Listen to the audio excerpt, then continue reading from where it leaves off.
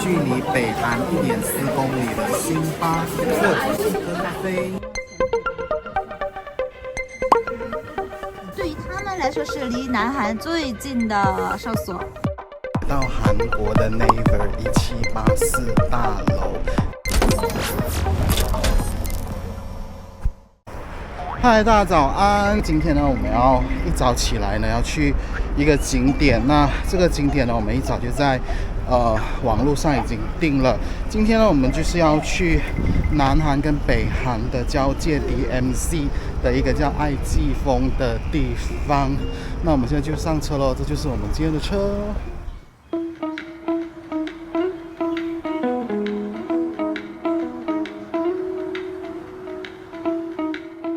韩国的首都首尔距离南北韩的分界线到底有多近呢？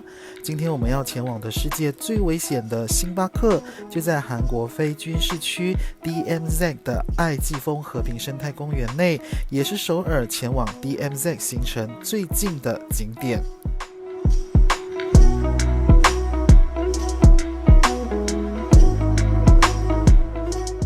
我们早上9点在明洞地铁站集合，5分钟后就出发了。爱季风星巴克是在2024年11月29日开幕。当初在网络上看到这个消息，就决定这次的首尔之旅一定要安排这个行程。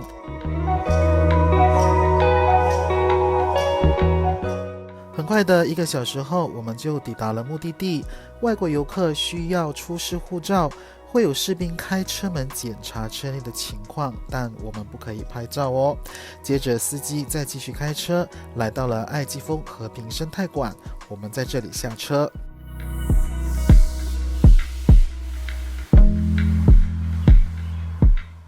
我们的导游 Bella 小姐在车上还有在和平生态馆这里都会和我们介绍什么是 DMZ， 还有南北韩之间的一些历史背景。那边就是北韩，所以有很多地雷。南方线界线呢是有铁丝网的，这个铁丝网很坚固，小拳头都进不去。那个铁丝网我们只有在这边可以看到，光秃秃的那个一片上面呢就是铁丝网。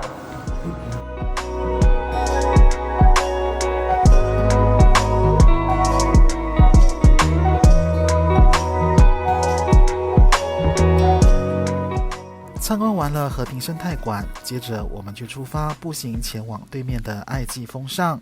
OK， 现在我们在过吊桥，要去对面的爱季风山上呢，要去星巴克。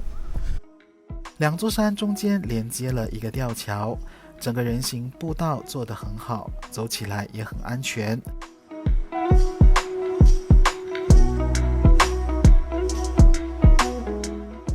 山坡上还覆盖着白雪，俯瞰南北韩交界的景色很壮观。只不过这是往上爬的路段，还是会累的。来到爱季风上，我们会先看到和平钟、望拜坛，还有爱季风的石碑。每一个背后都有各自的故事及来历，并不是平白无故放在这儿。大家想知道，下一次有机会就来吧。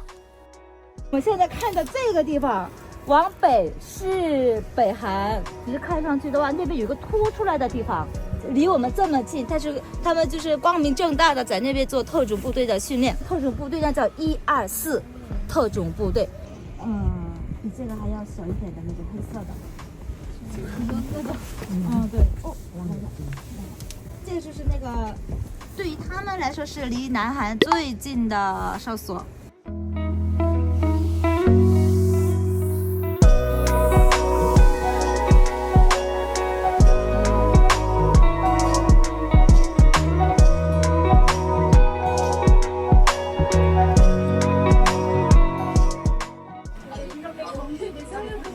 嗨，大家好，我是名模。那名模呢，现在在距离北韩1.4公里的星巴克喝咖啡。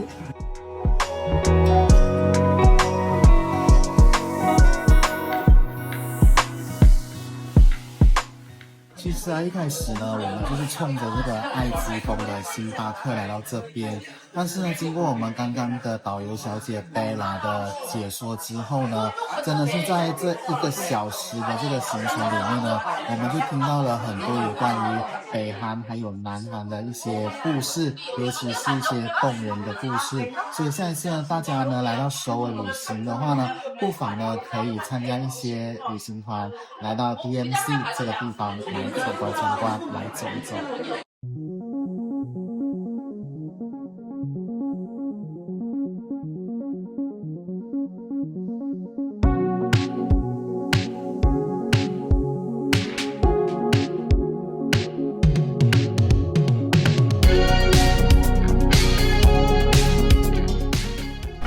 OK， 在这个咖啡厅的外面这边呢，就有望远镜 ，OK， 就是让这边的游客呢，可以透过望远镜呢，然后看到对面1.4公里外的北韩，然后那南韩呢跟北韩中间的这一个呢，就叫做祖江，然后这个祖江呢，就是从汉江还有临近江汇合起来。然后就流到这边，然后就一直去到黄海。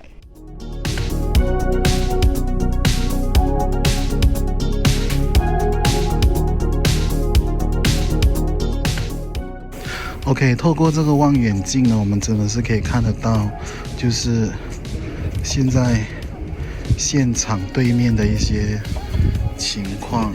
诶，怎么不会 stop 的？哦，要这样子 ，OK， 这边呢，你就可以看到很清楚，看到这边北韩那边的一些文字，我们也可以看到，就是这边有很多人在走动。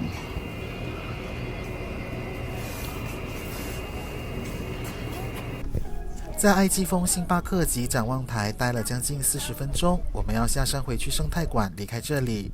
整个行程不包括交通，大概2个多小时，对我来说刚刚好。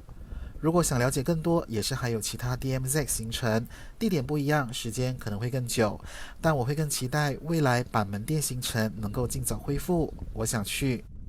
好了，我们要离开这里喽，拜拜。这个是我们的车，那我们要回去首尔了。在回去的路上，还是会再一次被士兵检查。大概下午2点半，我们又回到明洞集合地，时间还很充裕，可以继续去逛街、买东西、吃东西。OK， 我现在已经来到韩国的 Naver 1784大楼。今天呢，我们就是参加一个叫韩国 Grand Sale 的一个活动。离开了最危险的星巴克，我们来到一间被机器人围绕的星巴克。没错，就在 Naver 1784大楼里。Naver 是韩国最大的资讯科技公司，大家熟知的 Line 就是 Naver 旗下的公司。在这里上班的除了一般人，还包括 AI 机器人，它的名字叫 Rookie。员工可以透过机器人将订购的包裹送到位子上。工作到一半，想要来一杯咖啡，手指动一动，机器人 Rookie 就会把咖啡直接送过来。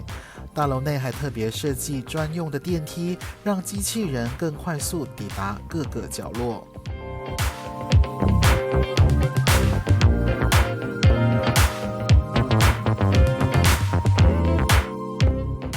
Naver 1784大楼充满科技元素，整个建筑设计也符合环保卫生、节能减碳。